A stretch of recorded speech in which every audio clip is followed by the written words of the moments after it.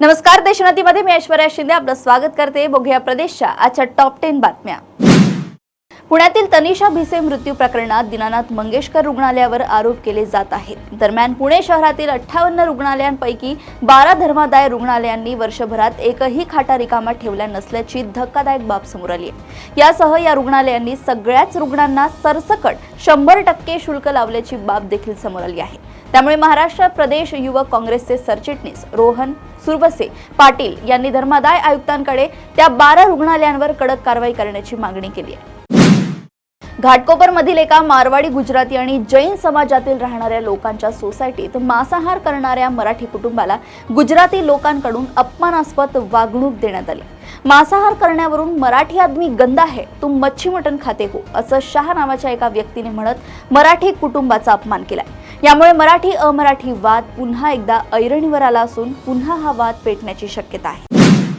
आषाढी एकादशीला लाडक्या पांडुरंगाला भेटण्यासाठी लाखो वारकरी वारीच्या माध्यमातून दर्शनासाठी जातात।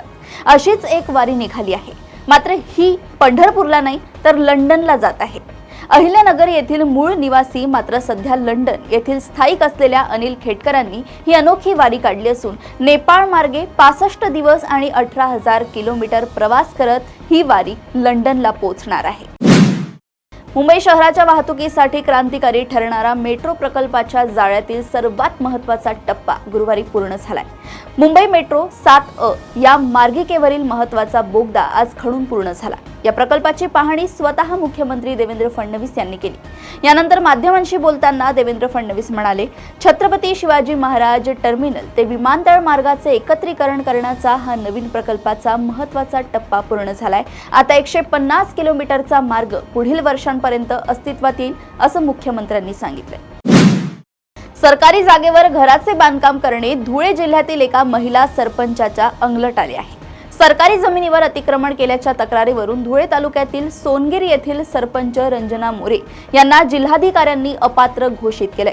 विशेष म्हणजे एकाच पंचवार्षिक काळात येथे सरपंच अपात्र होण्याची ही दुसरी वेळ असून भाऊजय सरपंच विरोधात नंदेने तक्रार केल्यानंतर ही कारवाई करण्यात आली आहे।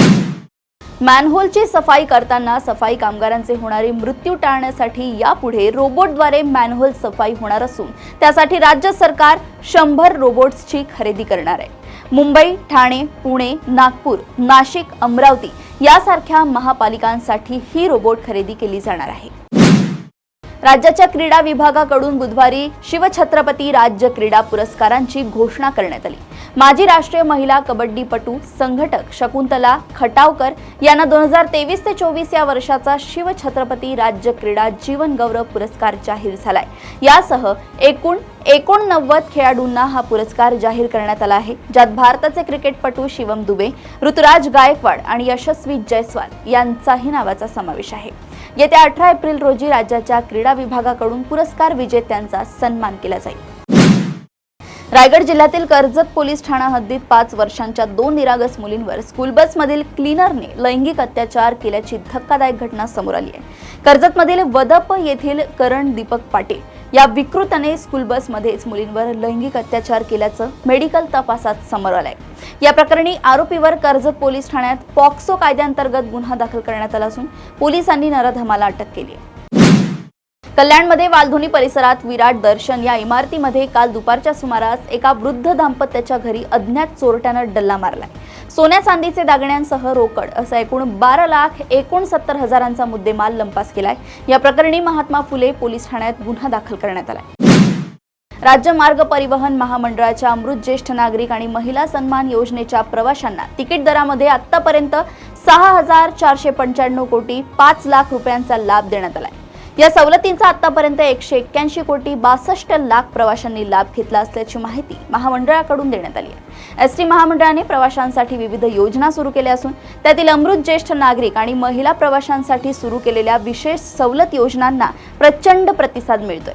या योजनांमुळे एसटीच्या प्रवासी संख्येत वाढ झाली आहे। प्रदेशातील अशाच टॉप 10 बातम्या जाणून घेण्यासाठी बघत रहा देशोन्नती। नमस्कार। ठळक घडामोडींसाठी देशोन्नती न्यूज चॅनलला सबस्क्राइब करा आणि बेल आयकॉन प्रेस करा।